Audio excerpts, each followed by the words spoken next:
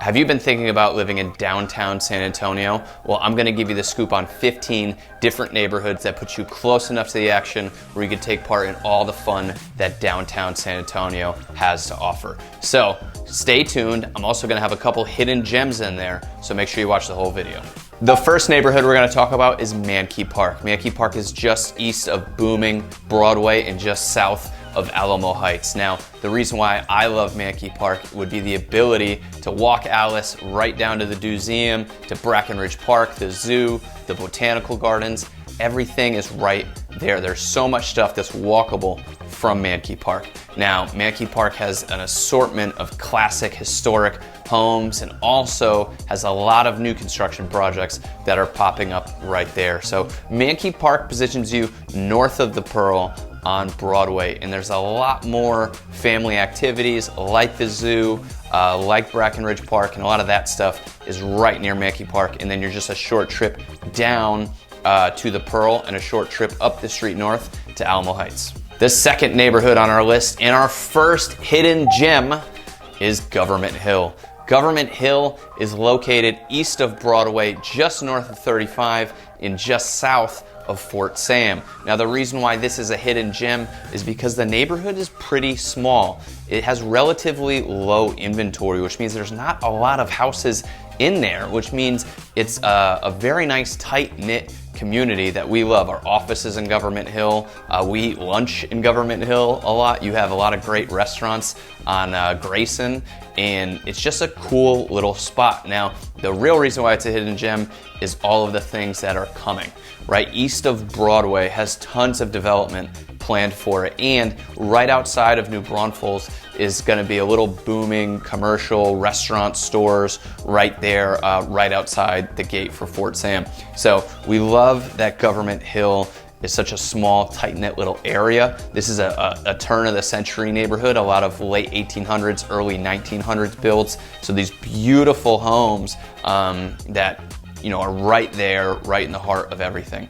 And that's why we love Government Hill. The next one on our list is the one and only King William. The King William Historic District is located right on the river south of downtown, and this is probably the most prestigious of the downtown neighborhoods. The King William neighborhood was started in the mid-1800s by a lot of Germans that had come over to Texas. So, you have New Braunfels, you have Fredericksburg, you have a lot of these areas that were settled by Germans. And in San Antonio, King William is this little neighborhood where they built these beautiful, beautiful homes right on the river. And so this is right off of South Alamo with all the different restaurants and stuff that's on South Alamo, but also has easy access to the Riverwalk where you can enjoy the Mission Trail to the south, or you can walk right up to downtown to the north. And that is why King William is the most prestigious neighborhood in downtown. All right, the next neighborhood on our list is Tobin Hill. Tobin Hill is located just north of kind of the downtown core and just west of the Pearl Brewery. Now, as you're catching on here, we're talking about a lot of neighborhoods that are adjacent to the Pearl Brewery, because that's where a lot of people want to live near, because there's so much stuff happening right in that north part of downtown. So Tobin Hill is right up against there and right off North St. Mary's. And North St. Mary's is also a street that has a ton of restaurants, really cool, trendy spots. We love all the street art. I mean, it's just a beautiful, really culturally vibrant street on North St. Mary's. And so Tobin Hill has a lot of beautiful historic homes, but they have a significant amount of new construction projects popping up as well. And Tobin Hill is just fun. If you want to be able to walk to North St. Mary's, you want to be able to walk to the Pearl, Tobin Hill is a great place to be. And then you're also super quick access down to downtown. But the real driver, the real thing about Tobin Hill is definitely North St. Mary's and access to the Pearl. Next on our list is Alta Vista and Monte Vista. I'm putting them as one kind of neighborhood. And Monte Vista has some beautiful, gorgeous estates. I mean, just fantastic architecture. I love driving through them. And just south and a little bit west, there's this little pizza shape that is Alta Vista. And these are some great, great homes. a lot of craftsman and Spanish colonial architecture mixed in there. It's a really cute neighborhood. Now, it's just a little further west from Tobin Hill, so it's a little less accessible to the Pearl and some of those other areas, but still a really short ride away from a ton of stuff that San Antonio and downtown has to offer. The next on my list is a super hidden gem, and that is the Arsenal Historic District. This is just west of the river, right across from King William. And the reason why it's a hidden gem is it's so small, but it is right accessible to all the things that are happening on South Flores, also accessible to the river, and you have HEB headquarters right there, and it's just this cute little pocket that nobody really knows about. It's just kind of hidden down there. And so Arsenal is my hidden gem. The next on our list is Dignowity Hill. Dignowity Hill is located on the east side of San Antonio, just south of 35, just east of 37-281. And it used to be one of San Antonio's most prestigious neighborhoods up on the hill, beautiful architecture, and now it is revitalizing. We have a lot of renovations going on there. People like being close to downtown, but Dignowity Hill also has larger lots. And so, you know, if you're out in suburbia, the lots can be really small. Dignowity Hill still has some very good lot sizes, and so people like having an old historic home on a larger lot. And now Dignowity is starting to get some more commercial, starting to get some more restaurants, and as the downtown area grows, so does Dignowity. So if you're liking historic, eclectic neighborhood, Dignowity may be your place.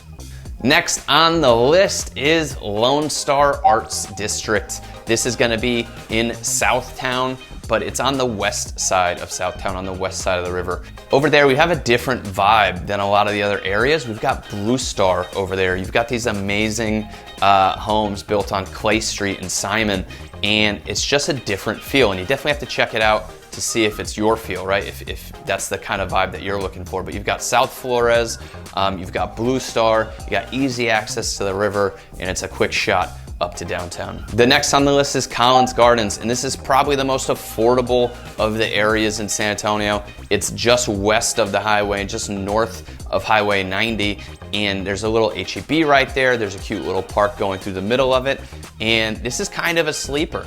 It's right outside of most of the hot neighborhoods, but it's a cute little spot with some great little homes in Collins Gardens. The next on our list is Beacon Hill and Five Points. I'm putting these two together because they're right next to each other.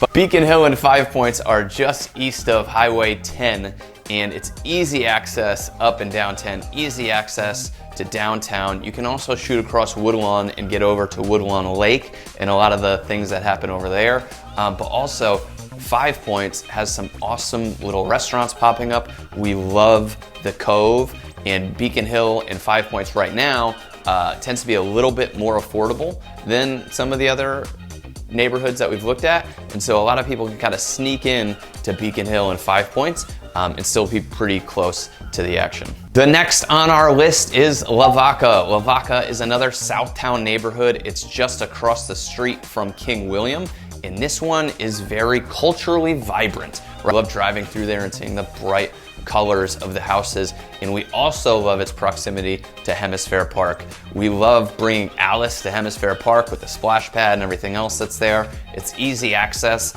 to the Riverwalk and everything else that downtown has to offer. It also has great access to restaurants on South Presa and on South Alamo, and so you're right there. You can walk to a lot of things. You can go to Hemisphere Park. It's just south of downtown, and there's also a lot of new construction that will be coming off Lay Street in the next few years. And bonus section, our hidden gem is actually the southern part of Lavaca that's not historic.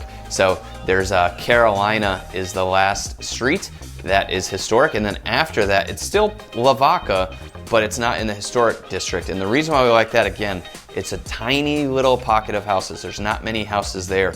But if you see, it actually has better access to the river. It has great access to the Lone Star area, which is planned for very big development. And it has very easy access to Roosevelt Park. So we love that little hidden gem of South Lavaca.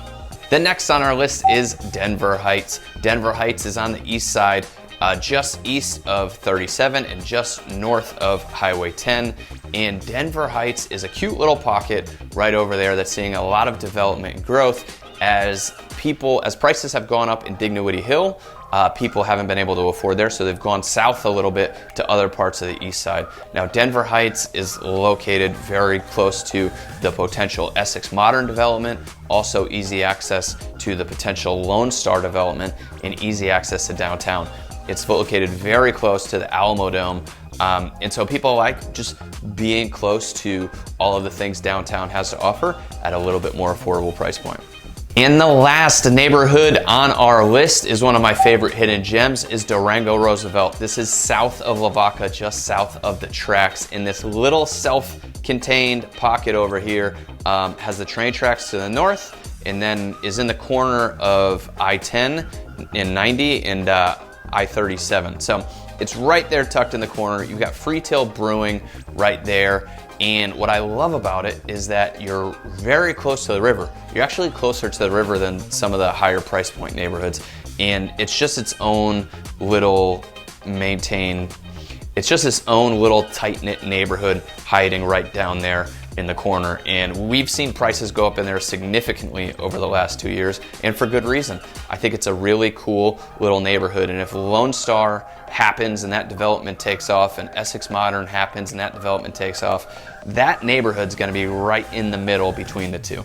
And so that's why I think that neighborhood is fantastic, and I think it has a long ways to go as far as the things that are coming to Durango Roosevelt. So that's it. That's the 15 neighborhoods that I reviewed in downtown San Antonio. Now, there's a lot of different options that comes when you want to live in downtown or near downtown. And so I encourage you to check them all out because they all have different vibes, they all have different feels, and you want to find the one that's right for you. And so if you need any help finding your next downtown home, please feel free to shoot us a message or give us a call.